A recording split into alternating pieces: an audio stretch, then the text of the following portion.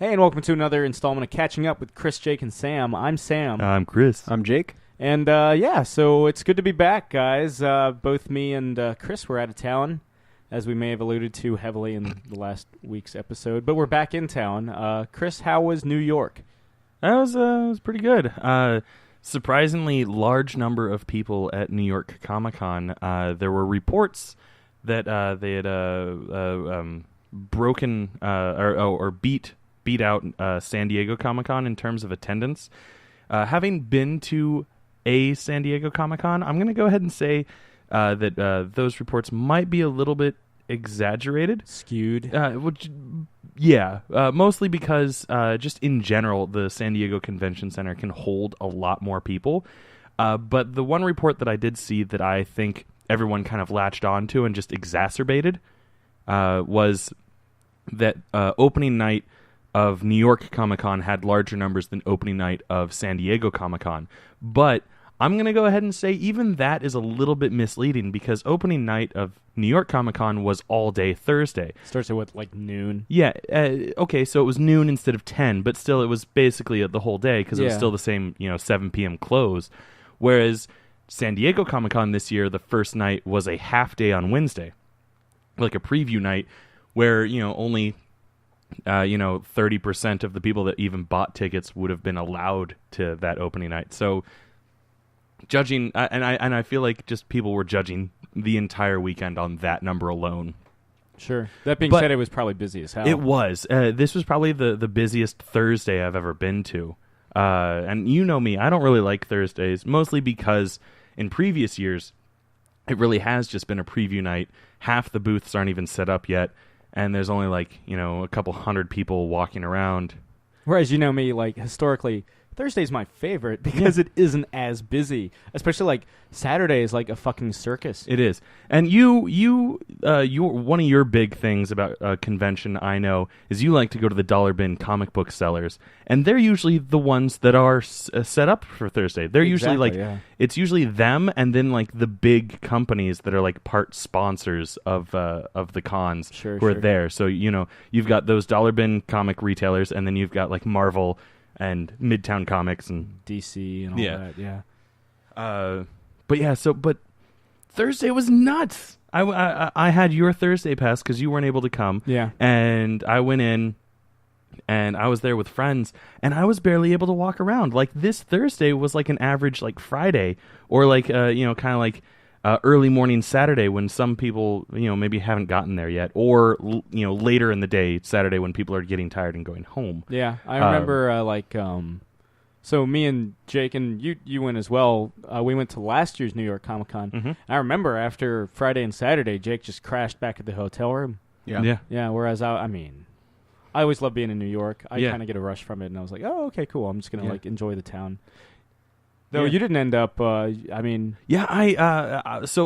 This year, unlike the previous 2 years, I wasn't living in New York.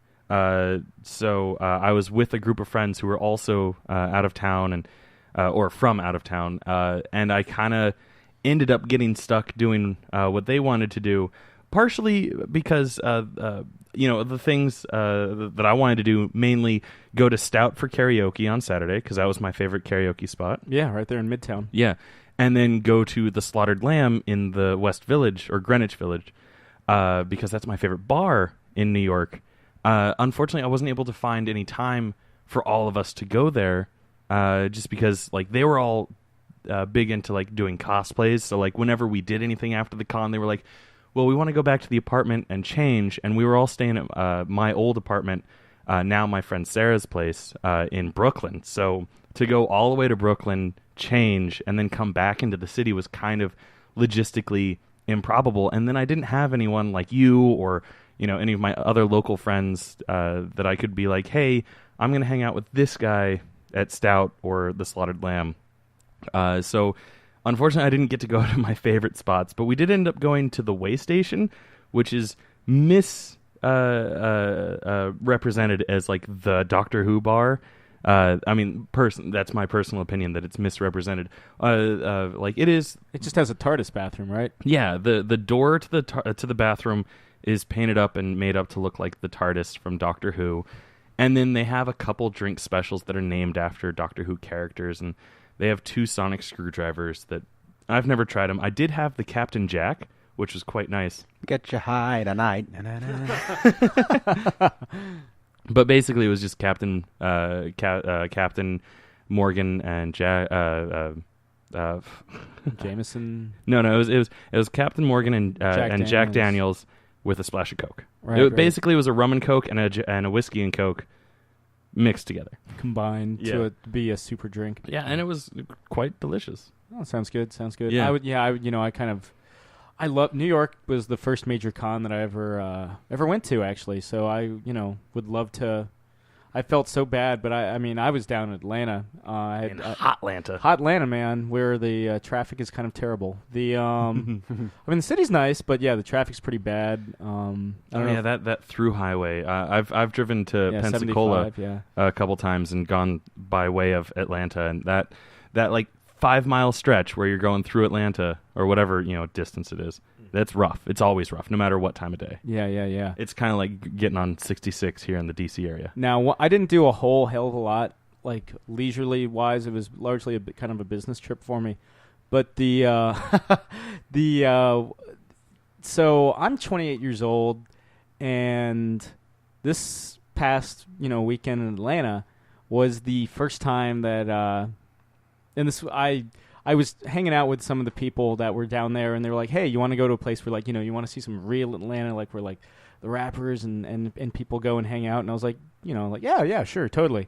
And we end up going, and I don't know this until, like, I'm actually fucking inside because I'm that naive and innocent like a cherub, that it's a fucking strip club. I've never been to a strip club before in my 28 years on this good green earth.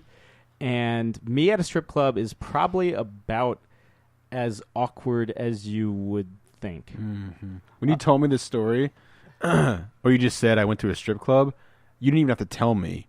It would be as awkward as you think, because I just knew. Yeah. I just had an image of Sam sitting in the middle of a strip club and everything else going on around him, and he was sitting there like, Yeah, it's like in boobies. It's like in Garden State where Zach Braff is just sitting on the couch and everyone's exactly like partying around him. You have the same shirt as the wallpaper. Yeah, totally. Mm-hmm. And so, strip clubs have never appealed to me. They've never done anything for me. And having been to a strip club, I can tell you that there was no rise in the Levi's. There was none of that. You get more excited reading Grant Morrison.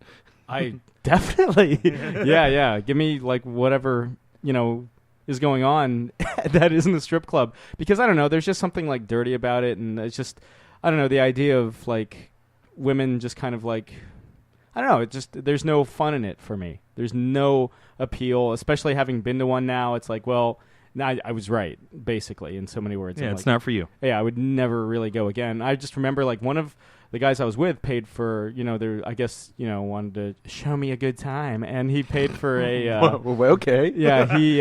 is that what he said? Yeah. Just like that? Show me a good... Yeah, that's my stripper voice. He paid for a lap dance. For you? Yeah. Yeah. And me getting a lap dance, again, is awkward. I'm just kind of sitting there, like, nodding. And, like, not putting the dollar bills, because he gave me a stack of, like, $50 bills. Not putting the dollar bills anywhere suggestive, just kind of handing them. I could see you just like kind of bobbing your head and drumming your hands on your legs, like Yep. That's basically what was going on. Ooh. Just like, how long it takes to hand a stripper a stack of $50 bills? That's why in 3-second increments. That's why That's why you make it rain. Although I can totally see you being like, okay, here's one. The forecast says it has a slight chance of drizzle and rain. The problem is, I think he had gotten them out of like an ATM because they were crisp dollar bills. Oh, they're sticking together. Yeah, you can't make it. You rain can't with make those. it rain No. with like new dollar bills. Well, in that case, you just take the bundle and throw it up in the air, Joker style. Yeah, and disappear. And you're like, money. Who do you trust? hubba, hubba, hubba, me, and where is the Batman? And you start quoting 89 Batman. Yeah. She's like, get the fuck off me, Yeah. Well, nerd. or she goes, oh my god, I love that Batman. Yeah. Is that the one with Christian Bale? Yeah. Is that the one with So- Adam West? So But, one of my experiences with a strip club, if I may piggyback. Well, let me or just do you want to like, finish? let me just finish because it's basically done. Like so, like I'm handing over the court. It's like the longest fucking 3 minutes of my life, just handing out these dollar bills. Like, yeah, okay, and then she finishes dancing, and I What's just your kind favorite Beatles album? of A Hard Day's Night. And so and I just kind of clap like, okay, thank you, awesome. And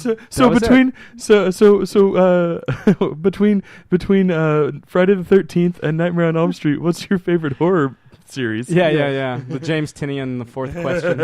I ask all my strippers the same question. That's the only stripper But I'll ever get. and that was it. Yeah, yeah. I left, and I was like, okay. And that was really the only. There was a cool bar in Atlanta that had a lot of like retro arcade games, like Turtles in Time and stuff, and like Miss Pac-Man. And Chris knows. It was a video game based on the third Ninja Turtles movie. Oh, fuck that. Okay, for the record, I'm just. I think I've cleared this up before, but I'm going to clear it up again. The third Ninja Turtles movie, the live-action movie, is not called. It's just Teenage Mutant Ninja Turtles 3, not Teenage Mutant Ninja Turtles 3: Turtles in Time. That was added to the DVD release because of the popularity of the Super Nintendo and arcade game. Just Teenage Mutant Ninja Turtles 3. So I'm just playing Turtles in Time and Miss Pac-Man. And Chris has seen me play like Super Pac-Man in Greenwich Village. Yeah, it was intense. Yeah, I'm a Pac-Man. You have Pac-Man fever. I do. I'm like, I would probably get more aroused playing Miss Pac-Man than I would getting a lap dance. In fact, I can say now definitively that I get more aroused playing Miss So Pac-Man. you had boobies in your face at one place and Pac-Man in your face at another. Was it even Ms. Pac-Man or just?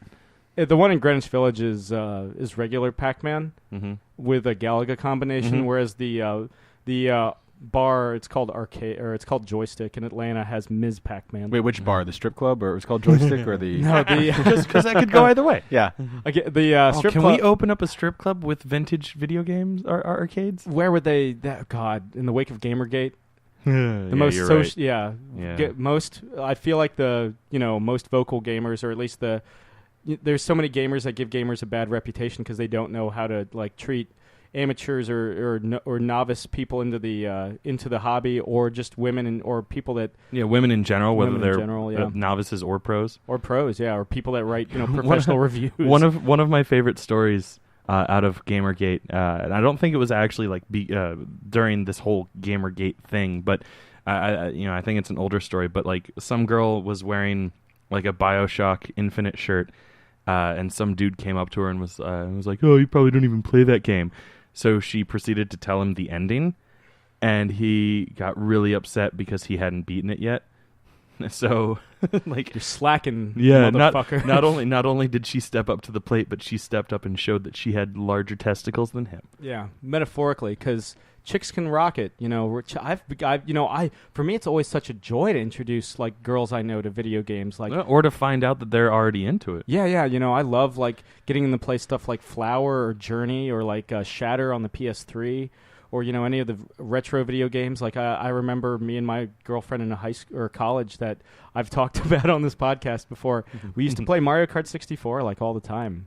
Yeah, stuff like that, or like stuff on the Wii. Yeah, I had a girl introduce me to Katamari Damacy. I love, and that was outside of like Grand Theft Auto. That was like my favorite PS2 game. Yeah. I mean, for me, like the more the merrier. If girls want to play video games, awesome. Yeah, it makes zero sense to me that you would try to exclude anyone from playing it. If anything, it makes it more cool, right? More inclusive. So yeah, it's these guys that got used to being made fun of because they were into video games, and that somehow got it into their skull that the things that they love girls will never like. So therefore, they get pissed off when their worldview gets turned upside down, and then they become worse than the people that ever bullied them ever were. Yeah. So fuck them. Yeah. What was your strip club story, Chris? Going back like 10 minutes ago. Yeah. My strip club story. So I was piggybacking on something that like the making it rain or something, doing something that the stripper would like find funny or something like that. I think that was how I was going to try Batman? Yeah, exactly. Yeah.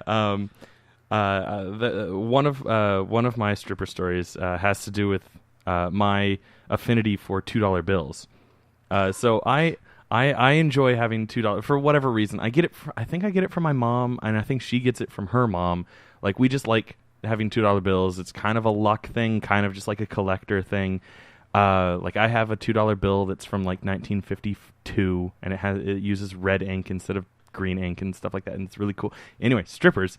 I was at a strip club once, and I didn't have a lot of cash on me, so I had given out all my ones, and I had this $2 bill, and I was like, there was a girl that was dancing that I thoroughly enjoyed her work, so I put down the $2 bill, and she saw that it was a $2 bill, and she was like, "Oh my God, is that a $2 bill? That's so cool!" And then she gave me some extra attention after that. Damn. Yeah, and it was just $2. It was just twice as much as what you would normally hand her. So, but because it was a $2 bill, 6 seconds of like Sam Stone work. Yeah.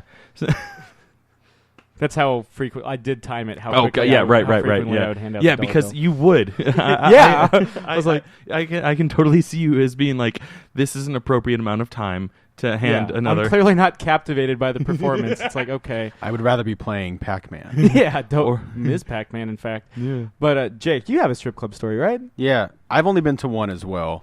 This is back in the day, in college, and me and a bunch of my buddies went to a strip club. I think it was by an airport, which can be more classic. Of course. And typical.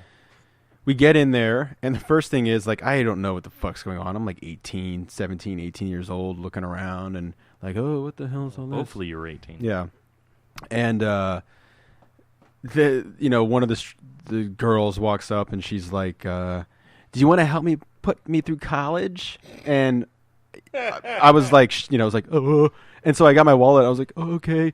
And I have this like they call it resting bitch face, I guess. I just have this like look that I'm always look pissed, and I'm not. Like, if you ever see me, unless I tell you like I'm in a bad mood, I'm not in a bad mood. So say hi. Yeah. Just come say hi. I think the only time I see you in a bad mood is when I mention I love Rocky 3. No. No.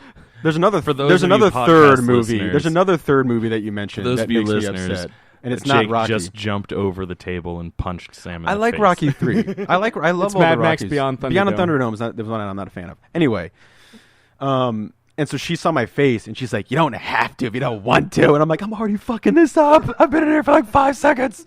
So I was like, "No, I want to." And you gave her a 20. So, hopefully somewhere she's graduated and very successful. Oh, God, and, yeah. So, I'm kind of just standing there, and I was hopefully by now it's been like 10 years. Yeah, it has been like 10 years. Not she, but I was with a bunch of friends, and they were older than me. So they had obviously been to a lot of strip clubs and done the whole thing before. And there's this like woman who's been giving one of our friends like attention all night. She's not a stripper. She's just a person who's there. It was also, we walked in, it was live lesbian dildo show that night. That was like their banner. Oh, wow. Is that like every Thursday or something? I don't know. I've only went there once, so it could have just been like a 1 in a million shot, and we were there. Good timing. Yeah. And so it's like that time I went to Nationals Park and the people singing Take Me Out to the Ball Game that particular time, or was it no, it was the national anthem was the Gay Men of Washington. Oh. Yeah. Fantastic. You were like, my people. Yeah, absolutely. I mean, it was just like, it was awesome. They were all wearing like these bright pink shirts, and there's a lot of gay men in Washington apparently, and pretty well represented. Nice. Yeah. Very well. And they delivered a fantastic rendition. Well, of the now national they anthem. can come down here and get married. They can now. Yeah, that's right. That happened like the day after we recorded both episodes for the last couple of weeks. Same-sex marriage legal in Virginia. Yay! So, back to the live lesbian dildo show. Well, all tying it back together. Exactly. Now she can get married. Yes, and so and graduate college, hopefully with honors. And this woman was giving a one of our buddies a lot of attention, and I just saw like a hand, every so often, like on his shoulder. He's a big guy, and we see like her face comes around the side, and it was like I don't know, the reveal of any scary witch in any movie ever. Because she was like, oh, no. And we're like, dude, it was time to go. It was late at night. She was getting like when the Nazis melt at the end of yeah, Raiders of the exactly, Lost yeah. Ark. But freeze that face, and that's what was happening. And it was getting late, and it was getting rowdy. Like it always gets rowdy, you know. I'm sure, yeah. People were like pushing each other, and stuff. And we're like, oh, let's just go. And he turned around. He was like, whoa, sorry, no, like no, thank you, like this is sorry. And she gets really pissed, and she goes, my friends are gonna kick your ass. And she points across the stage where there's a lot of action going on. I think they pulled up some Bachelor, and the show was in full force, full swing, and like a group of like big burly dudes look over at us, and we lock eyes, and I had probably struck the most unintimidating pose, like oh shit. And so I'm like looking around like, boys, let's skedaddle, and I look around and we're like, it's time to go anyway. Skedaddle, and so they're like the least intimidating. they're like, yeah, boys, let's hit the road. And like they're like kind of they're pushing their way like around the stage, like, let's get out of here. And one of my buddies is just like hammered, and he's like throwing wadded up pieces of paper. He's like, come on, we gotta slow him down. Yeah, this will get him. So we're pulling him out. We're all getting out of there. And we get out to the car. Some fucking how we get to the car, and lying on the hood is the girl, and she's like, "You're not going anywhere." She teleported. Yeah, horror movies start. Yeah, she's like, "You're not going anywhere." We're like, Jesus Christ, and we're trying to like slide on the car to get her out of the way. All pile in like the reverse Beatles movie effect, or like getting them all in the getting in the car. And get out of there somehow. So whenever I think of a strip club, I think of big burly men trying to attack me more than I think of the live lesbian dildo show. Did you find out what was going on? Why you were being attacked? Well, because I guess she took offense to like him not wanting to dance with her and like be all over. She was like, she picked and then your resting bitch face. No, this is different. She wasn't working there. I'm just saying. She was just there. I'm just saying. She saw your resting bitch face and was like, who knows? Maybe the big burly guys looked over and saw my resting bitch face and like, this guy wants to fight because he looks pissed. Yeah. And in reality, I was like, this is a nice time. Get out. It's a nice establishment. Kind of see the world, the greater buffet's pretty good here. Yeah, the greater Pennsylvania area, because I was in Pennsylvania at the time. And so we almost got our asses kicked by a bunch of burly men and a scary witch lady at a strip club. Jeez. I do have another story because I've been to a couple strip clubs. While I was in New York one year, I had kind of a bland birthday, and that's like every year for me. I don't know, man. Our birthdays the past 2 years have been wild and wacky. I've been kind of on a losing streak. Well, in New York, I did not have any good birthdays in New York, and it upset me a lot. But so I had kind of a birthday. And I was, one of my friends was trying to cheer me up, and he was like, well, what do you want to do? And I was like, you know what? Let's find, like, the shittiest strip club we can find. I'm talking, like, shitty tattoos, cesarean scars. Like, I want, like, wait, this is how you get a good birthday? Yeah, do you have, like, a bingo card when it comes to, like, shitty strip clubs? Exactly. I was just like, I want to see... Teeth optional. I don't know what was going through my head. I mean, you're talking to the guy that loves Wild Wild West. That's true. So who knows what the fuck you went to? Exactly. Loveless on stage. Yeah. Oh God. Amputees are a yes. so that's my the instant win right there on the bingo card. So my friend, who born and raised in New York, was like, I know exactly where to go. So we go to this place that's kind of in Astoria, called like Mermaids or something like that. And he promises Aquaman's frequent. Yeah. There are Mara, just let me. I gotta blow some steam. There are half fish women on stage. No, so we go Top there. half fish, of course. Well, yeah. Ew. You don't want them. You want them to be able to walk. So we get there, and to my disappointment, in a weird way, they had just renovated, and they were no longer the seedy strip club that he once thought they were. Classy establishment, family lovely ladies. It was still a strip club though. But all the girls were beautiful. They're like doing a great job entertaining. There was no one. Damn beautiful women at a strip club. Such a letdown. God, I was looking for teethless, hairless women. I wanted to experience something. I wanted teethless, hairy women. Yeah, it could. Whatever. To each their own. So ended up going to one of the better strip clubs in New York with the desire to go to one of the worst strip clubs in New York just for the experience. But I ended up having a good time. My friend gave me $20 to throw at the ladies. There was a girl who saw that I had kind of a pouty face on.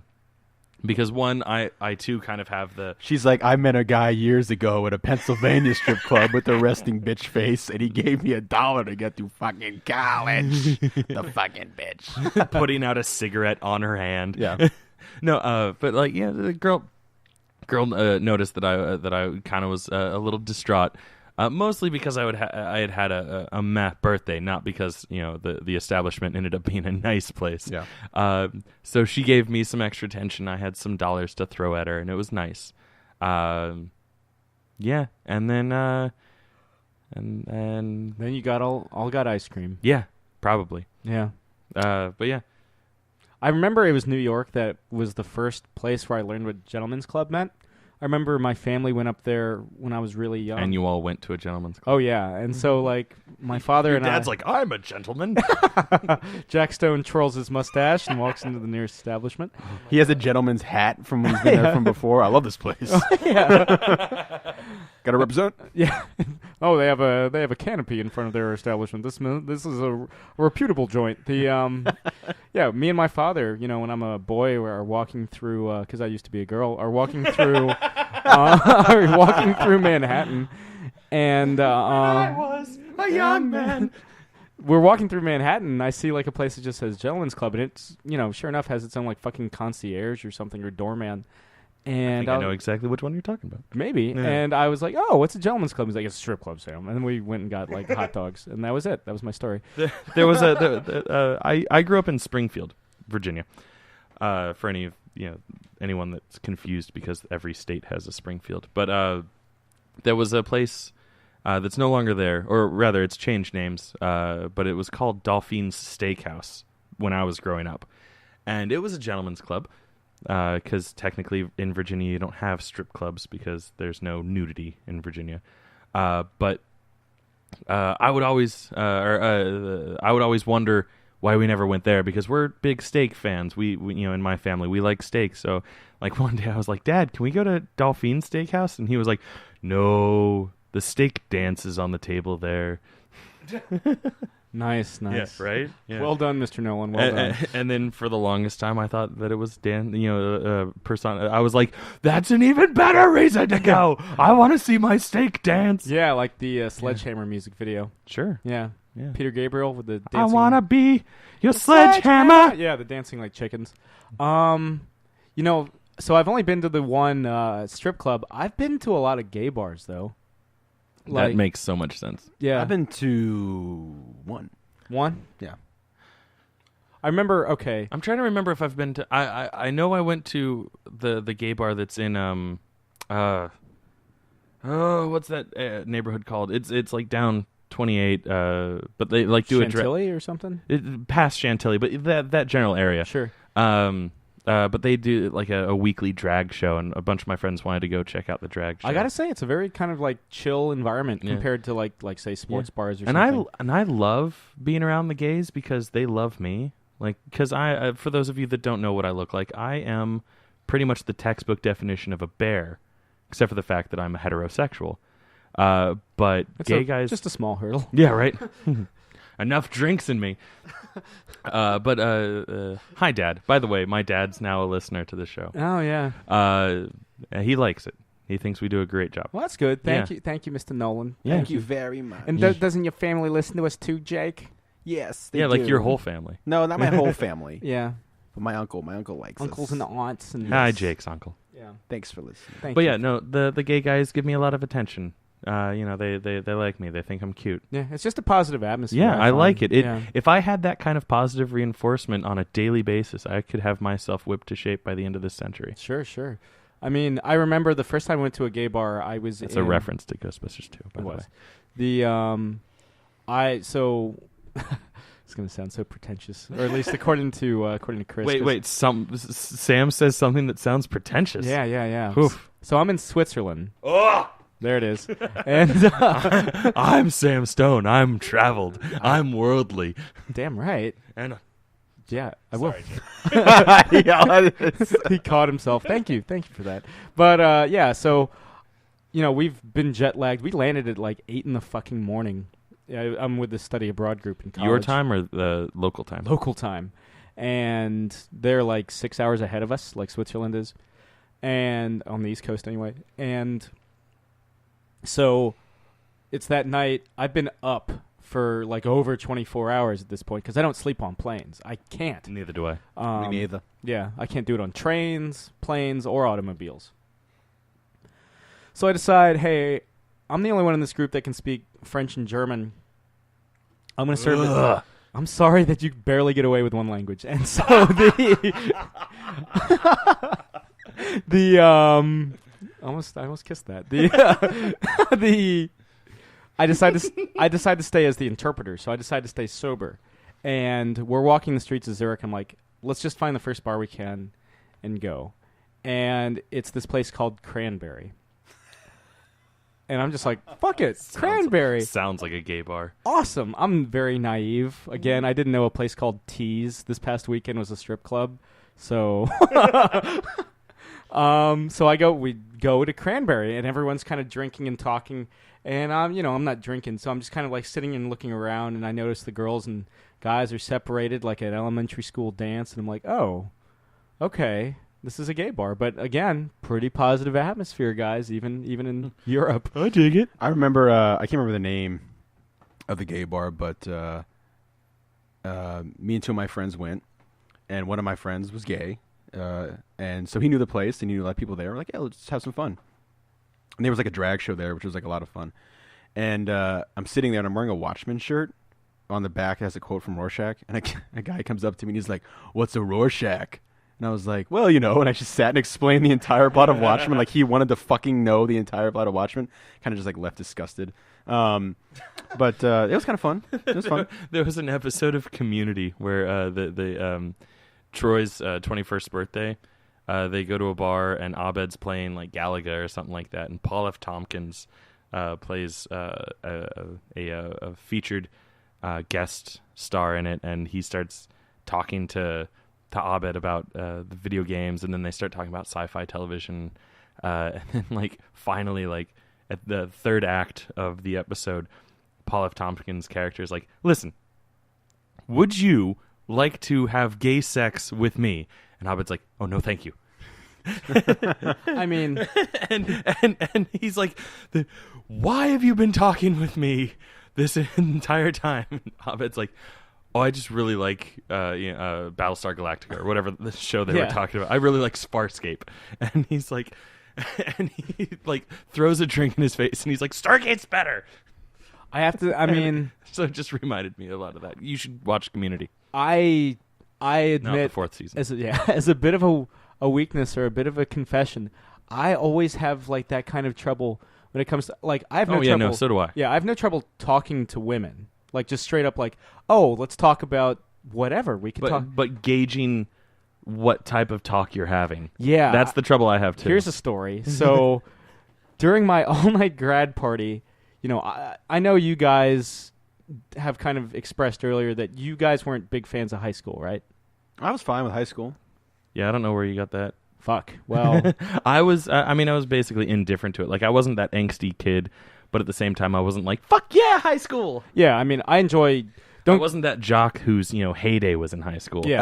I had my close group of friends, and we were all big into metal, and we would drive home from school, and we'd pass this same kid, for like, not all 4 years, but at least 2 years, and we'd yell Slayer every time, because we were listening to, Metallica or Slayer or Testament, and we were driving this old Oldsmobile, we'd drive by, and we'd Slayer! And there'd be always those times when, like, we wouldn't pass him by, because we'd stay after or go somewhere else.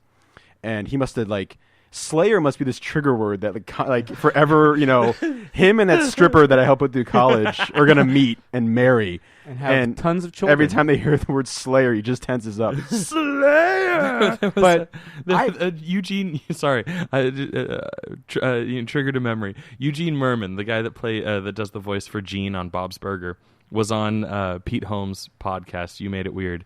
If you don't listen to it, you should. It's hilarious.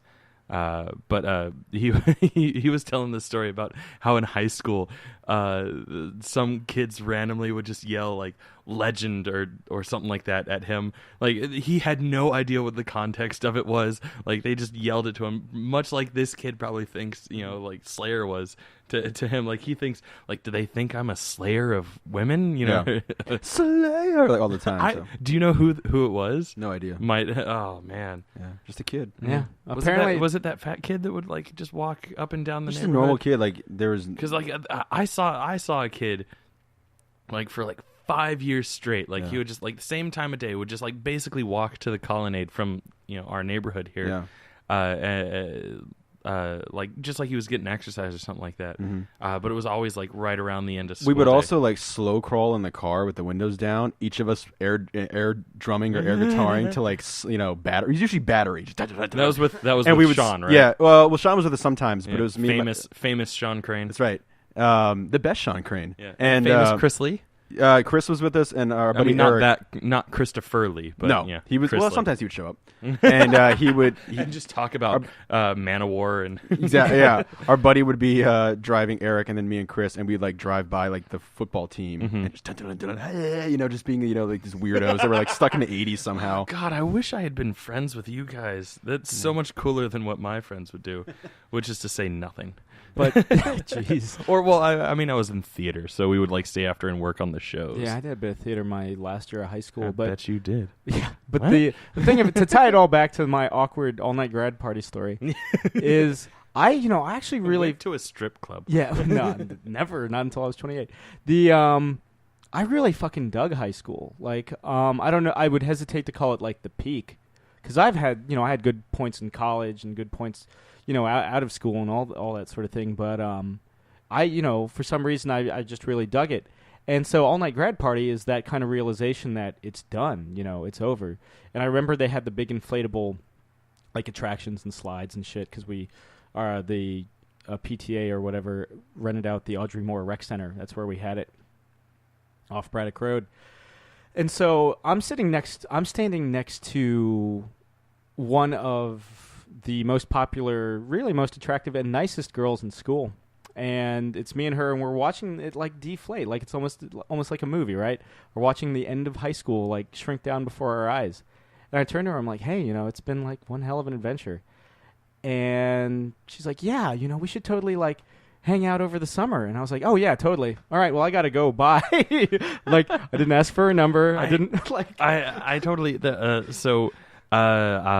My family are regular churchgoers, and I want to say like after first year of high school, I was at church and I randomly ran into one of the girls who was on the cheerleading squad, who was also a member of my church, and we were chatting it up, and I was like, oh hey, we should totally catch a movie or something like that, and we exchanged numbers, and then like completely oblivious to it, like didn't even think about it, never texted her, never called her or anything like that. Once the school year started up again, I was like, oh, son of a bitch. Like, I definitely just asked a girl out and then never followed up. Yeah, and like I was like analyzing it, and I was like, oh, you know what? I'm pretty sure she was like ready to like go on a date with me. What the fuck? And she was a cheerleader, and yeah, I suck at making the first move. Yeah, guys. no, so do I. Yeah, I'm terrible. I suck at it. I mean, there's the girl at our regular bar who for like 6 months now I've been like, I should make a move. I should be like, what's up? Like just take it. See if you can take it to the next level. She's constantly like coming over, like even though she's not our waitress, she comes over, talks to me directly or the entire table, but like always like stands next to me. Mm-hmm. So like there's like clear signs, and yeah, I think that's what it is for me. I think I suck at reading signs. Yeah, like there's clear signs that it's more than just, oh, you're a customer here at my bar. But I don't know if it's like, I'd like to see you outside of the bar. Yeah. Or if you're just not one of those douchebag customers that I resent being here all the time. And I'm terrified of like being like, hey, what's going on? And then her being like, well, I never want to talk to you again because you're a freak. Yeah, I mean, I think now that being said, once I've got the signals, for me, it's kind of easy to. Once I know somebody's once interested, I can just be like, hey, what are you doing like Friday night? Once, you want to like get a once I get a clear green light, yeah, it is easy street. Yeah, it's like because like you, I have no problem talking to girls. Yeah, I just have trouble reading reading emotions. I probably guess. why I suck at poker too. Yeah. But it's like, do you want to get like Texas Hold'em? I love Texas Hold'em. Ugh, but it's like the worst. I think that was I think out of everything out of Casino Royale, that was what like ruined the movie for me. The fact that they were playing Texas Hold'em versus like 5-card stud or something like that. In the book, it was Baccarat. Yeah, exactly. I mean, I have no idea how to play that game, but that's the one with like the spatula, right? I mean, they still use the shoe, but yeah, and the croupier, or croupier. But it looks like a spatula. Yes. Yeah, yes. I could use it to flip pancakes. Yeah. Yeah. Okay. Theoretically. But yeah, I remember it. I wouldn't recommend it because it's not a spatula. Yeah. It is a baccarat. Yeah. But like almost like all the girls I took to like homecoming and stuff was always as friends. Like, and my prom date was as a friend. And and I certainly, I'm not saying this like, no girls actually like me. Like, no, I've totally gone on dates before. And, I dated chicks in high school. You've gotten a smoocheroony. I totally, yeah. Yeah. Yeah. You've touched a butt or two. Some of them even female. What? I was engaged for a little while. Yeah. No, I have no problem with the ladies. Yeah. Are you a expert, Jake? reading women, Jake?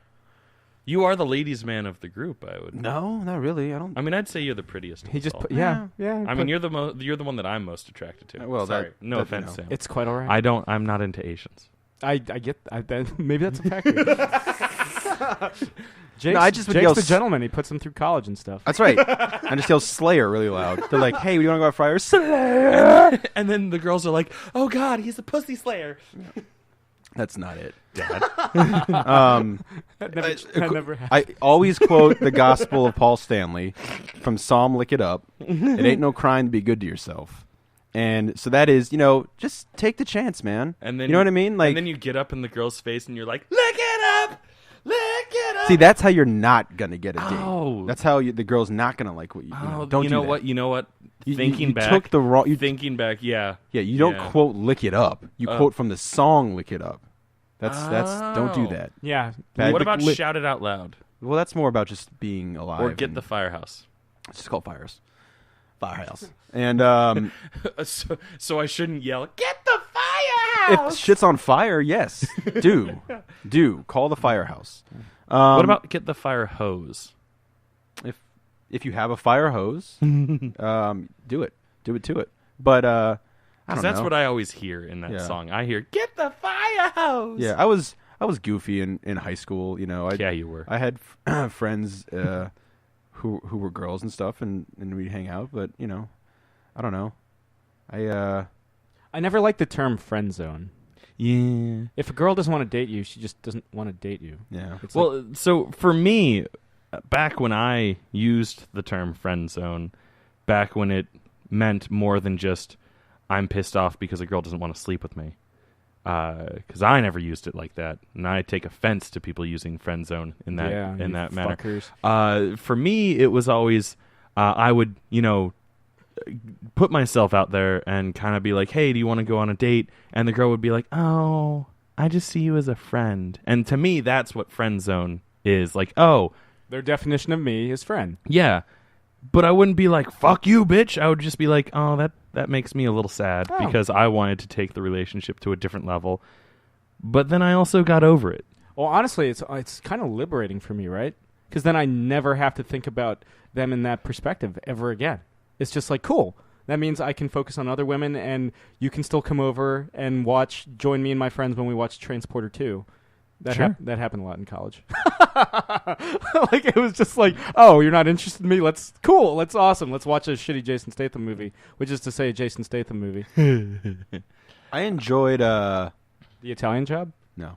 I did. I did, but no. what the fuck is the one where you Crank? Yes, the Crank movies. I love those. Those are great. Yeah, they're Those a good are time. deliciously over the top. Those are fun. Much like the movie Over the Top. Yeah. Yeah, I got that as a Christmas present in college. Over the Top? Yep. Nice. I bought that myself with my own money for $5 at the $5 I'm pretty bin. sure it's on Netflix, and that's how I saw it. It's Sylvester. If you haven't ever watched it, it's a classic. It's Sylvester Stallone winning the love of his son by entering a arm wrestling competition. I mean, that's how my dad won me over. I think mine just taught me what gentlemen's clubs were. While twirling his mustache and adjusting his gentleman hat. That's right. Ingesting or adjusting? Adjusting. Okay, I was too Adjusting busy. and ingesting his. I was too hat. busy giggling to hear you clearly.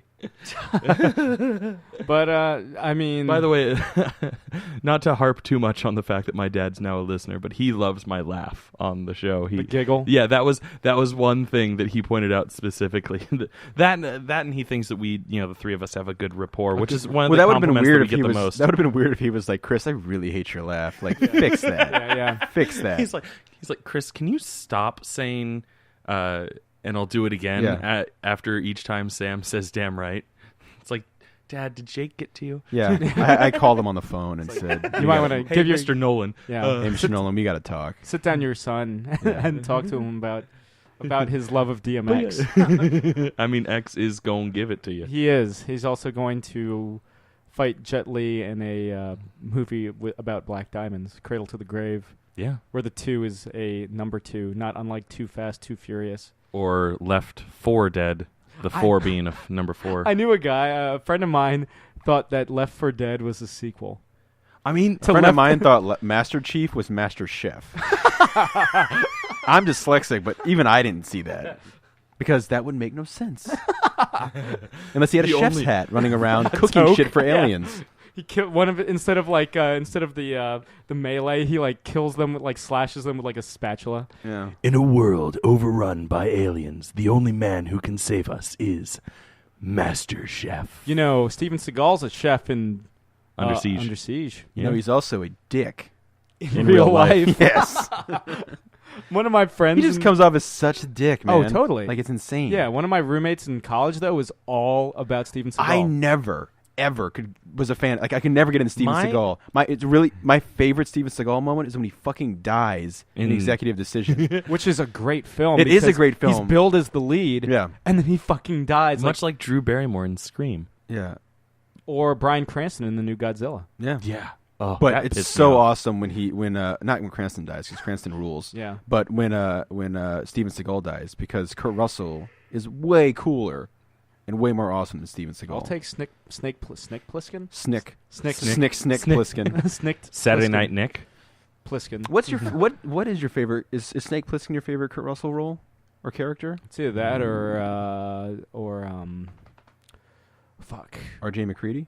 No, it's not McCready though. McCready's got the best line when he Big throws- Trouble in Little China. Yeah, Jack Burton. Yeah, Jack Burton. Yeah. Yeah, probably. It's between Jack Burton and Snake Plissken. I'm going Pliskin. Yeah, I love Plissken because I love eye patches. Call me Snake. It's just weird. I love eye patches. Like I think they're super badass for characters. Masks and eye patches. Mask and eye patches. Now we know what you're into. That's what it's all about. 6 to midnight. Yeah. Did I say that the stripper had an eye patch when I saw her? Was that the deal breakers that she didn't have an eye patch? No, she did have an eye patch. Oh, are you serious? No, that'd be fucking insane. Because that would have made it. Because he would not have had resting bitch face. Yeah, I would have been like, well, I would have been like, hello, let me give you some money. Hey. Hello, I'm sounding stupid. I'm sounding goofy. You sound like the king in from Wreck-It Ralph. Yeah. But I think R.J. McCready, because I remember the first time I saw The Thing, John Carpenter's The Thing. Yeah. I was Not like, to be confused with The Thing or The Thing from Another World. I was like, R.J. McCready's the greatest hero in film history because like he's the guy who won. Like, He's got the best hat. He's got the best hat, the best beard, the best line. Fuck you too. And you've got to be fucking kidding me. I think he didn't say that. Yeah, but. my second favorite line in that movie is, "Gentlemen, get me off this fucking Yeah. couch." yeah.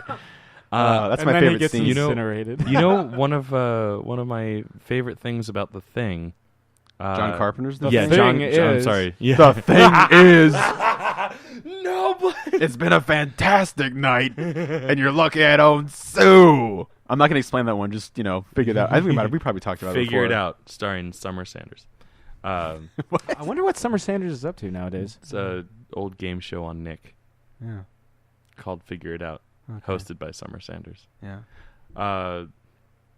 Right. So one of my favorite things about John Carpenter's The Thing is that twice, not once, but twice, I have, going back to being awkward around girls, I've watched that with a lady friend, and the night escalated into some form of canoodling. And Voracious lovemaking. yeah. Is it Right, the yeah. spider? Is it the head growing spider legs that really sets the mood and crawling off? I and think burned? I think it's the dog's head tearing open with little weird tentacles coming out of it. Almost like a flower, yeah. It gets my noodle Well, I remember we going. were watching that movie with a friend of ours who's like a huge animal lover. Oh my god! And I don't know what the fuck I was thinking, because not even halfway through, I'm like, oh, by the way, I'm really sorry, but all these dogs die hard. I don't know horribly. why I didn't tell you this at all. It's pretty horrifying. Yeah, I mean, well, of course, Snake Plissken is awesome. Mm-hmm. But I love the score for. Oh, yeah. I mean, pretty much any John Carpenter movie has a great score. But Escape from New York. I know you're an L.A. guy score-wise. There's oh my god, I don't know what it is about the score from Escape from L.A., but I love the simplistic. Simpliskin. Yeah, the simplistic, just bow, bow, bow, bow. And like that, Just like Rambo 2. Yeah, that's the Snake theme. Do you get the win this time? This time, John, it's up to you. That's right. Which is not a line from Escape from L.A. Yeah. Also, Bruce Campbell is in Escape from L.A. Yeah, the plastic surgeon. Mm-hmm. The Surgeon General, actually. And Uncle Ben. Yeah, that's right. Yeah. I love the end of And Escape Steve from LA. Buscemi. Yeah. That's awesome. Super badass. Yeah. Now, You're gonna send us back to the Dark Ages. welcome to the rest of... Welcome to the human race. That's what he says, yeah. Yeah. What is... By the way, should I feel like I should get into voiceover acting. You heard my In a world. that one didn't sound as good as the first time, but I thought the first time was pretty on point. Yeah, it's got some... Can I fluff myself real quick? Just be like, I'm so cool. Fluff Yeah, I know, right? yourself That was is- what a weird verb to choose. Yeah. Yeah, that was weird. Maybe not the... Well, I'd probably use it. In a different context.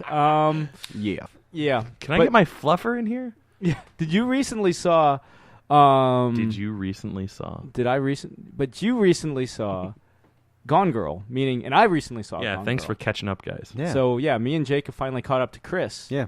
And I don't know. I don't want to talk too much about the plot because it's still in theaters. Because everyone should really see it. It's an It's amazing so movie. good. It's really, Yeah. really. I mean, fantastic. we can shut the mics off and talk about it all we want because it's so good, and I can give you guys insight into the book too. But yeah, go see it. Pause this podcast. The score is fantastic. Yeah. Trent Reznor, yeah. Rosamund Atticus Pike Ross, is phenomenal. Ben Affleck, sensational. who's originally supposed to be played by Christian Bale. Yeah, I think we mentioned that last time. It was Yeah, all the yeah. Bruce Wayne stuff. Also, Affleck is getting big. He's getting jacked. The Yeah. first time you see him in the movie is like putting the recycling or the trash away. Dude's big. Have you guys, speaking of Ben Affleck and being jacked, have you seen that picture of him wearing a Batfleck shirt? I don't think so. I just remembered it. well, speaking look it of- up. Look it up. I will.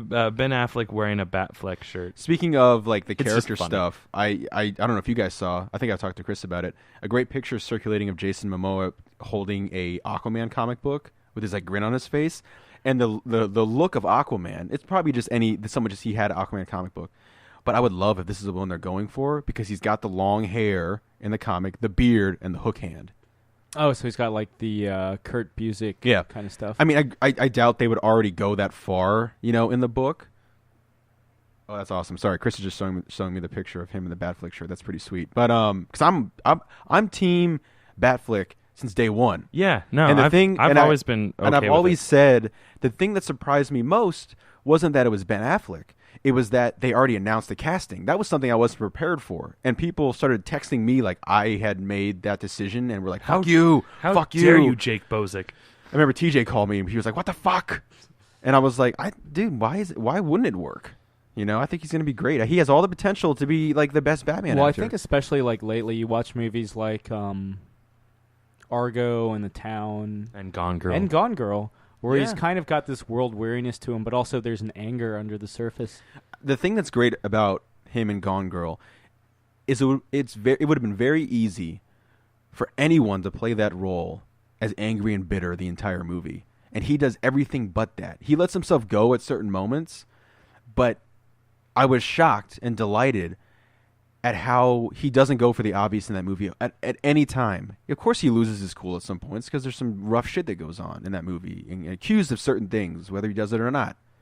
But he has a very, like you said, world-weary kind of attitude, but also this weird, not a calm because it's a horrible situation he's going in, but he never plays the obvious choice in that movie. He never plays the victim. Yeah, he never plays the victim, never plays the obvious choice, and that's something that, you know, I remember as soon as he was cast as Batman that night, I rewatched The Town, and I was just looking for moments, and he's great at being super intimidating.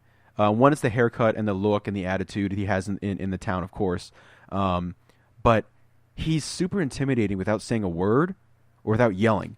And I remember everyone was going, oh, he's got this mid-register voice. He can't yell as Batman. And I was like, all right, Batman shouldn't be yelling. You know what I mean? Yeah, Batman should never yell. Batman's not the drill sergeant that yells constantly. The scary part about Batman is, for me, that I've liked, is when he's quiet and he doesn't have to yell. So if he ever does, it's terrifying. So like in Batman Like Begins, Black Bolt. like yeah. Well, But Batman's an exercise in control. Mhm. Whenever Bruce Wayne lashes out, that's when that almost like whenever you see like Bruce Lee punch. Mm-hmm. Like Bruce Lee is usually calm and collected, but whenever he punch, you can tell he's giving everything he's got in every single blow. And I feel Batman works the same way. Which is why I don't like in Batman Begins, where are the drugs going? Like all that stuff. Like I don't like the screaming, Though he's growling. trying to intimidate him. in Yeah, that but scene. his intimidation for me, for Batman, is in silence and like a couple words here and there. He's intimidating because he's hanging him up like 30 stories in the air. He's intimidating him because he's a jack dude in a bat suit. He's not nothing for me. Batman is never intimidating when you're screaming and yelling because screaming and yelling works once. When you scream and yell constantly and you're yelling and you're gruff and you're growling, that happens once. After that, it's just it dilutes the absolutely. impact. When I was in military school, there was a drill sergeant or he was a retired drill sergeant. Who would yell all the time, scream and yell all the time. The first couple times, it's scary because you don't like people yelling at you is not something that you want to be happening. It's in your face and it's loud. But after that, it was just loud and it was just noise. The scariest stuff is there was a really great guy who was a retired sergeant major in the Royal Marines. He raised his voice once in the 2 years I was there, and it was terrifying. Because it wasn't screaming at you. It wasn't this, I'm this big masculine guy and I'm going to yell at you. It was this silence and that control. And so when Batman yells, that's him losing control. And for me, it's not interesting. Yeah, you can have it here or there. But I'm not looking forward to a Ben Affleck Batman of him screaming and yelling. And, one of the main reasons they said they cast him was because he is going to tower over Ben Affleck or Henry Cavill's Superman. So the first time they meet, he's going to be looking down at the world's greatest, most powerful human being, which will say it all. Which is a cool dynamic. Yeah, and then hopefully definitely. Henry Cavill will just float a little higher and then look down at him. I gotta say, in podcast past, we've kind of like playfully ribbed DC. DC's been making some great gains, I think, lately with Gotham Academy, and they're really taking the direction they're going with Batgirl. I think they're really taking some risks with their properties. Yeah. But the DC book that's got me the most excited, and I mentioned this because you were just talking about Batman, how cool is the new Batman story arc? Oh boy! So Chris, you need to read this. Yeah, as I'm way soon as behind. possible. I'm way yeah, behind. we're not going to say what happens because I don't want to spoil it for Chris or our listeners. or of course. But I mean, we could always stop and say pause and whatever. Yeah. Batman Sam- number 35. Back when Sam and I were first meeting and hanging out and going to the comic shop on Wednesdays and grabbing coffee afterwards, we'd take our books with us and we usually wouldn't read books while we were there. We would talk about what we're looking forward to and talk about what we've been reading. What's going to be at the top of our stack? Exactly, when we yeah. start reading them, What we're excited about. But when the Death of the Family arc was going on, I was jumping back into individual issues right when Death of the Family started. Was it like 13? Batman 13? Yes.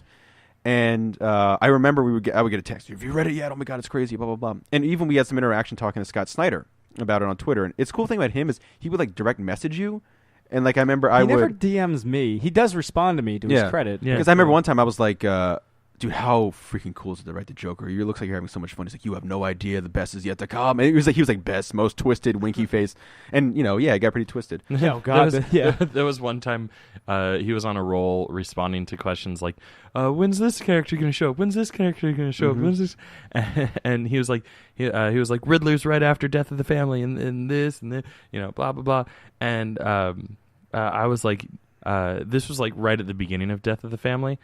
So he was like mentioning that like Penguin and Two-Face and all these other guys were going to be like in it, somehow. In the backups, yeah. Mm-hmm. And I was like, and I sent him a tweet just because I was getting kind of tired of reading all these tweets from him, like with fans, and I was like, man, is there anyone that's not going to be in Death of the Family?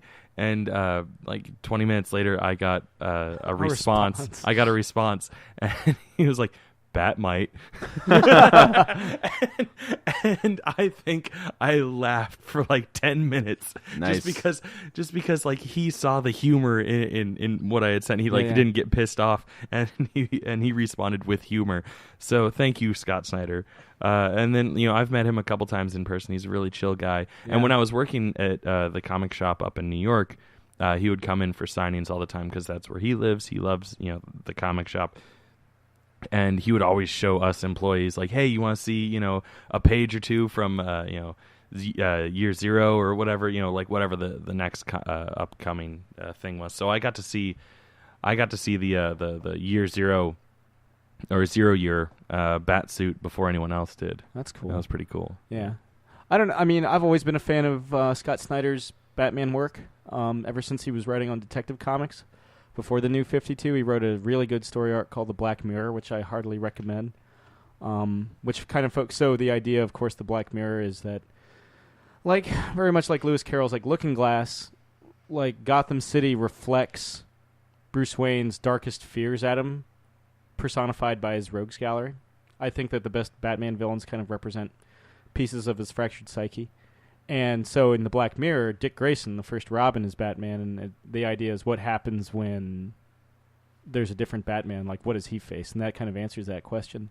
But I thought that was that's one of his very best, right up there with like Court of Owls and Death of the Family. But this current story arc, Endgame. The last page.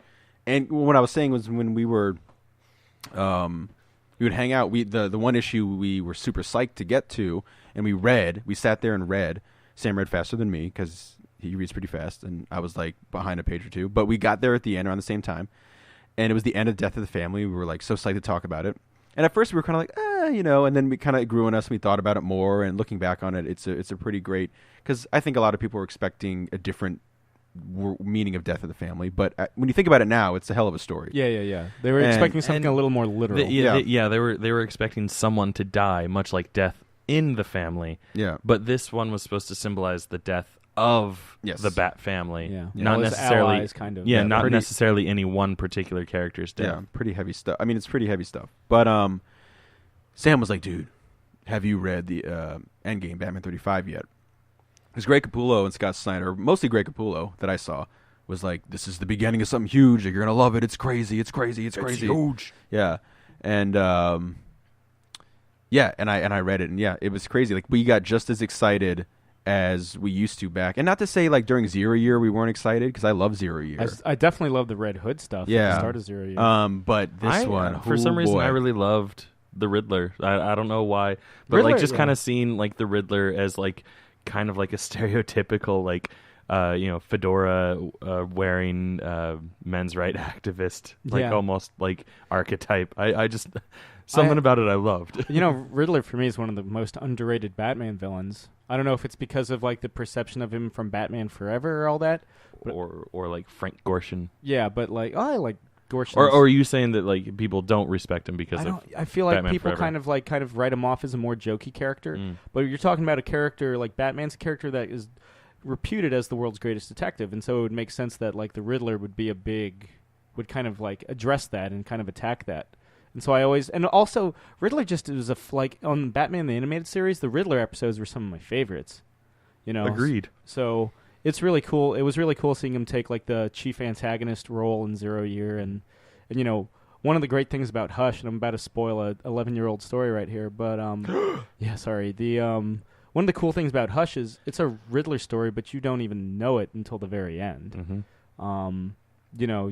They do introduce a new recurring villain in the Batman mythos in that story, and he certainly is a main antagonist. But you find out that the master, yeah, thought I heard a calling my name, man. Hush. Yeah, sorry. I really like that song, yeah, and I really really like the villain. Hush. He's a great villain, but yeah, of course the conceit of Hush is that you find out the true mastermind is actually the fucking Riddler. It's probably the best Riddler story. That and Zero Year are the best Riddler stories ever.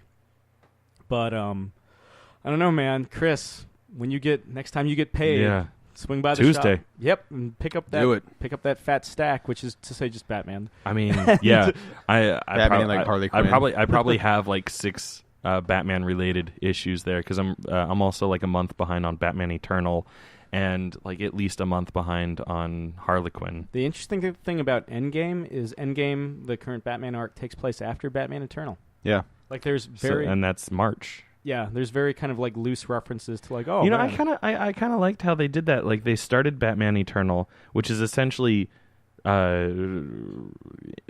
within the new 52 continuity, like that's right now. Yeah. While the main Batman title, Scott Snyder's Batman, was doing 0 Year. Yeah.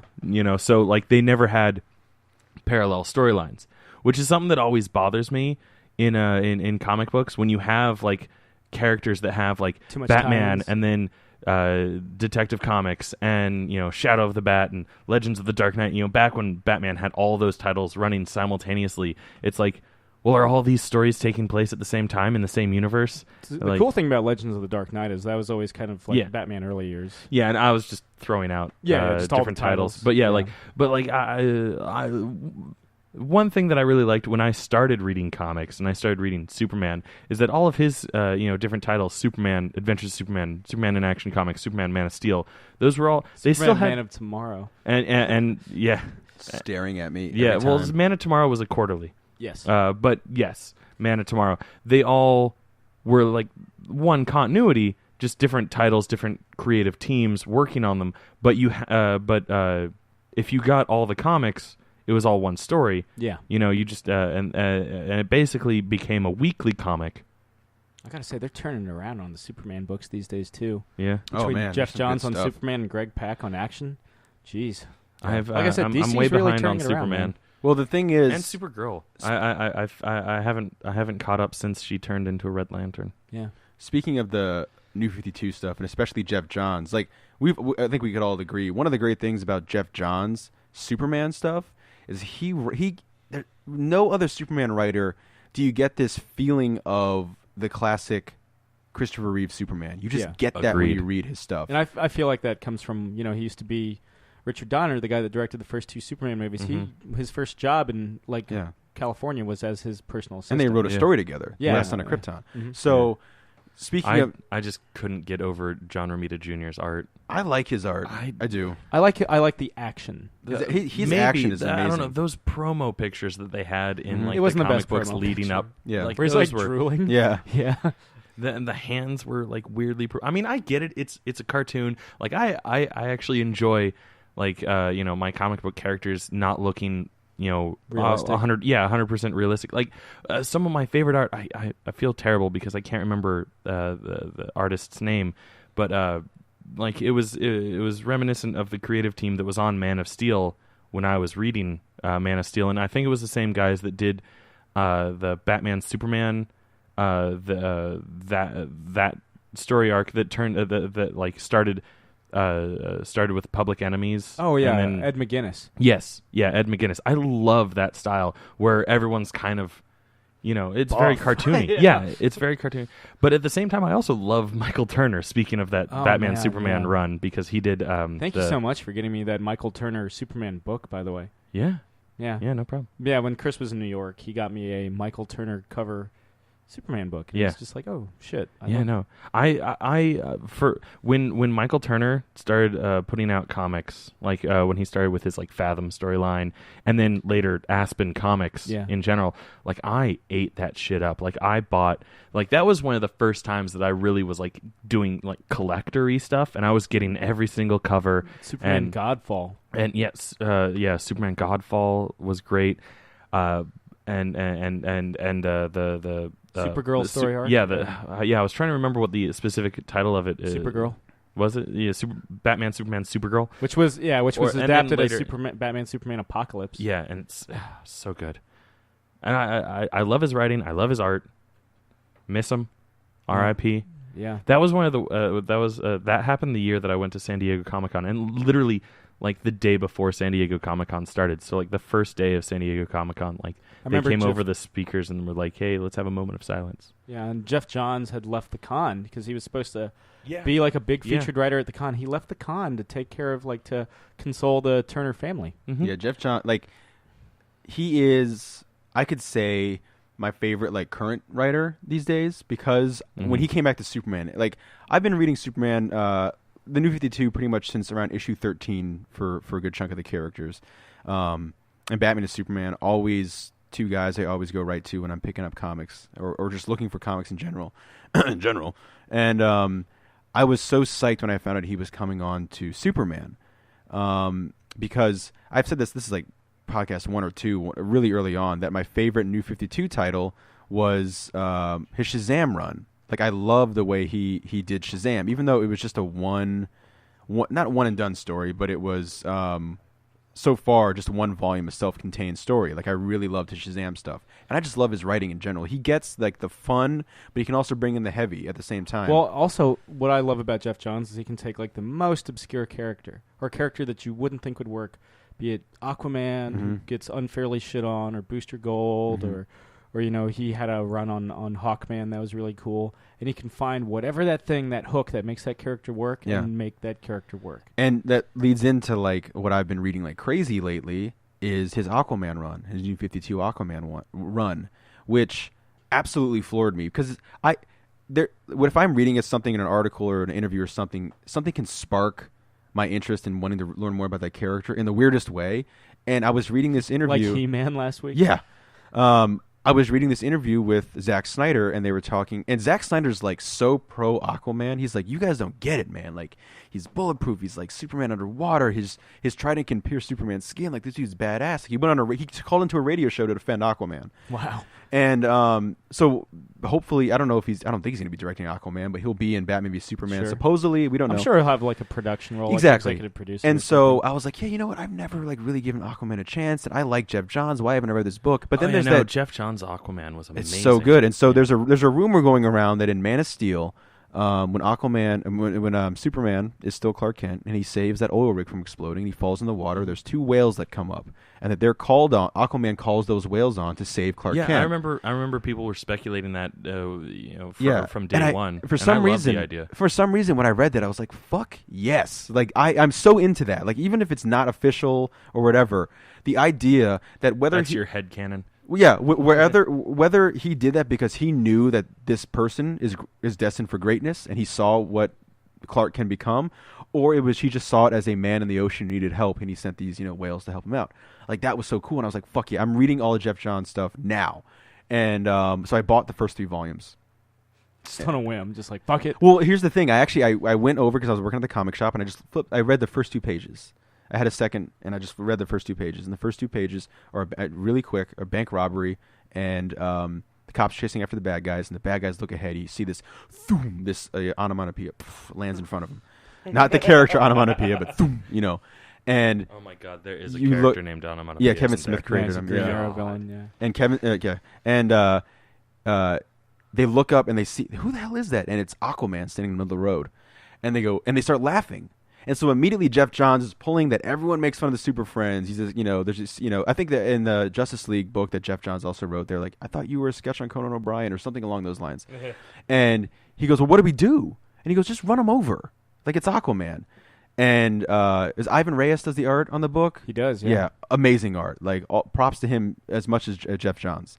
And they're driving towards him, and he pulls out the trident, and he sticks it in the grill of the car and flips the car over. It's a great shot, great action shot. And right there, you're like, oh, shit. And then immediately gets out. They start firing at him. Bullets are bouncing off of him, a la Superman style, which is always a great thing for any superhero, that shot of bullets just flying. And then his trident, I don't know if one bounces off his trident, but he puts his trident towards his face, and Ricochet cuts him above the eyebrow. And just a little bit of blood. And the way they draw his face, he's like, all right, fuck you. And he grabs the guy and throws him into the front of a police car. Not to kill him, but he hits the windshield. And the cops are like, oh, shit. We got bested by Aquaman. We're never going to hear the end of this. Did you come here for like a glass of water, Aquaman? And he's like, no. And he flies away. He jumps away, kind of like, Oh, and then later he's eating at like a seafood restaurant. He orders fish and chips. Yeah, and they're like, yeah. Aren't those your friends? And so I was like, okay, Jeff Johns gets it. I loved the humor in it. Like he gets, he gets all that out of the way, and it's reoccurring. Yeah, excuse me. And to go back to the art, like another thing that I loved, the fine detail in those first couple I guess probably arcs, because Ivan was doing the art for a while, but like I love the detail of like the scale mail armor, as it's called. Yeah, the fact that you can see like the flaps like flapping over it, and like one of my friends up in New York, Jacob, he is a huge Aquaman fan, has been for years. Looks like Aquaman, and he was the one that actually like really turned me on to Aquaman. It was like it was right after the New 52, and he's like, "No, dude, you have to read it. It's badass and funny." Yeah, and it's really touching too, because you get the Mean Joe Green moment where there's a blogger in the beginning who goes, "How does it feel to be no one's favorite superhero, like the world's least favorite superhero?" And Aquaman saves a town, and the way it's drawn out and paneled is great, because he's about to leave and you hear a kid go, "Aquaman?" and you turn the page and Aquaman goes, "Yes." Like he's very regal, even though he hasn't taken the mantle of king really, or the full on responsibility yet. And he looks back and he goes, "Yes." And the kid looks up at him like, braces, bandage on the nose, little, snot-nosed kid. And he goes, "You're my favorite superhero." And I was like, that's one of those moments when I'm reading that just stops me when I'm reading it. I just have to take that in for a second, because that's so great. It always calls back to like when we're kids, and just the innocence of a kid loving superheroes. Like there's no one's worrying about continuity. No one's worrying about anything else. Just this kid in this world loves Aquaman, and it's all about, I think Mara has a line where like, you're doing the same thing the world's not doing. You're not, something along the lines, I'm paraphrasing horribly, like you're not embracing or realizing the true potential of Aquaman. Like, the rest of the world hasn't either. Like you need to show them. And so I read those. I haven't read the 4th volume yet, but the first 3 volumes, like quicker than I've ever read anything in recent memory, and like just totally love that book. Like it's my favorite. I can say now, like before I would say Shazam, I really loved a lot from John's run. But in terms of like an ongoing stuff, of course Snyder's Batman's great, but Aquaman is like, pick it up. I mean, you'll never make an Aquaman joke again after you read that book. It's a great book. Yeah, it's between, honestly, I'm trying to, I'm struggling to think of like what's John's best work, and it's like, is it Green Lantern? I don't know. Is it Aquaman? Is it The Flash? Man, his run on Green Lantern for the New 52 is so good too. Well, I mean, even pre-New 52. Yeah, well, yeah, that too. Yeah, I'm strictly thinking New 52 right now. Sure. Well, when I was reading Justice League, this Justice League story, I realized like he's writing like half the characters at the time. He's writing Aquaman, he's writing Green Lantern. He's written the Flash. He's written them all before. Yeah, he hasn't really written a lot of Wonder Woman or Batman. No, if you think I liked all of the way yet. Yeah. Well, in Earth 1, I liked Batman Earth 1. Yeah. I know some people didn't, but I liked that one. 2nd volume, I think, is supposed to come out next year. I think from what I've seen him post, it sounds like Killer Croc is going to be one of the big baddies in it. And I mean, the end of volume 1 teases the Riddler. Yeah. And have you seen the promo image for Batman Earth 1 or Superman Earth 1 Volume 3? No. It's a cool cover. Although from what I've seen, again, I don't know for sure. It's not Shane Davis on art. It's not Shane Davis on art, yeah, which is a bummer because I think Shane Davis draws one of the best Superman. I really like it. But so yeah, man, strippers and all that kind of fun jazz and New 52.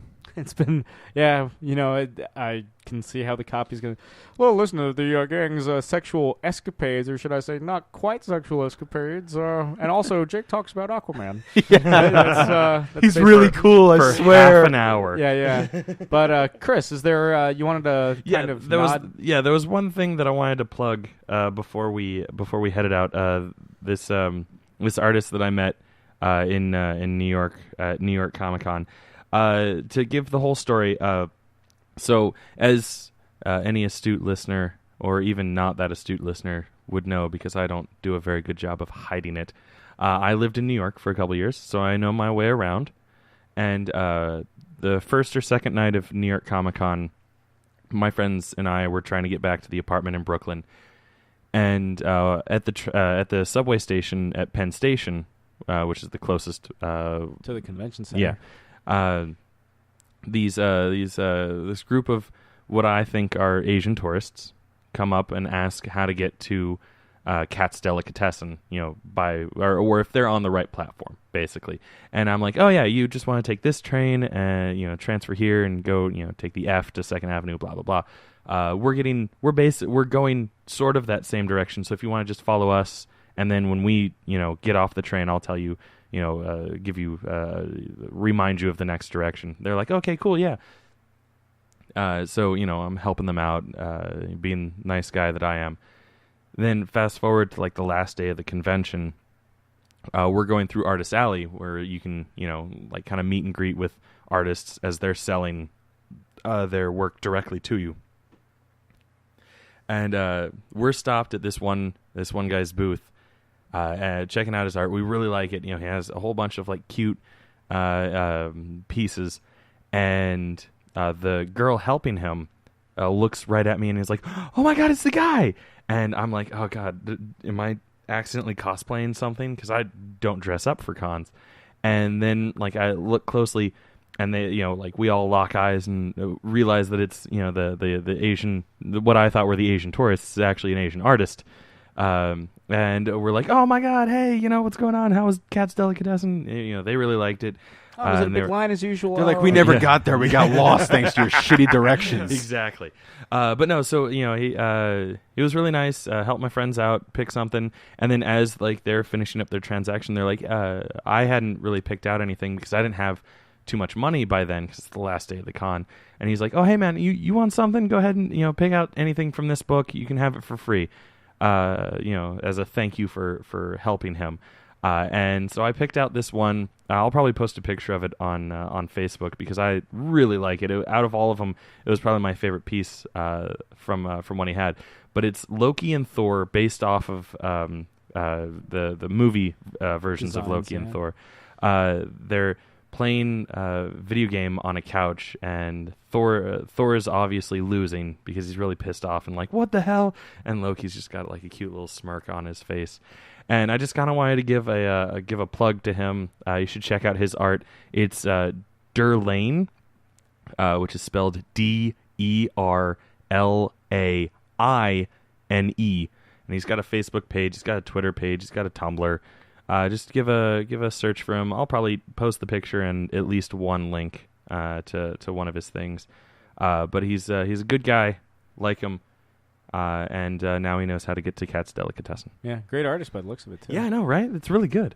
I don't know if you got to see it, Jake. Here, I'll hand it to you. I saw it for a second, but that's really cool. It's funny, I've seen a couple of these, like, famous, like, duos or rivals playing video games thing. Mm-hmm. This reminds me, I think I saw one where it was, like, Alien vs. Predator. Oh, yeah. And the alien is sitting there, and I think it's the Predator's playing an Xbox 360, and the Predator's like, or the alien's like, you're terrible at this game. And the Predator's like, "Shut up, man, shut up." And it's like the birth of Alien vs. Predator. But yeah, it's very similar to that. And I love Thor's, their slippers that they're wearing. Yeah. One's wearing, what is it? Fox. Loki's wearing fox slippers, and Thor's wearing horse slippers. Yeah. Yeah. But yeah, so check out Derlaine, and check out Aquaman. Check out Aquaman. Check out the trailer for Mad Max. Oh, that. Fury Road. But check out Throne of Atlantis, too. They've released a trailer for that. The next DC animated film based on the Throne of Atlantis arc. One day they'll give Aquaman a solo animated film. They announced a solo movie. So. I know, but my friend Jacob was really upset that they took Aquaman out of Justice League War. Yeah, Justice League War, and replaced him with Shazam. Mm-hmm. It makes sense now because of the. And they were like, well, we're giving Aquaman a solo movie in a year or two. Mm-hmm. That's what they said at New York Comic Con, and he was like, "Oh, okay, cool." And then like a year later, they announced that it's Justice League: Thrones of Atlantis, and he was like, "Sons of bitches." Yeah, I mean he's gonna be like the main dude in it, so yeah. So, but it's pretty sweet. So, But yeah, so yeah, steer clear of strip clubs and Read some New 52. read some New 52. Yeah, Scott Snyder, Jeff Johns, Yeah. Ed McGuinness's art, Derlane. Michael Turner's art. Yeah, Ivan Reyes. Yep, definitely him too. Yeah. John Ivan Romita Reitman. Jr. Action. Superman. Yeah. Yeah. Oh, action. Yeah, action. Yeah, art. action. Yeah. And yeah, so thanks for tuning in for another installment of Catching Up with Chris, Jake, and Sam. I'm Sam. I'm Chris. I'm Jake. And we'll see you guys later. Thank you very much. Good night, Eric Bana.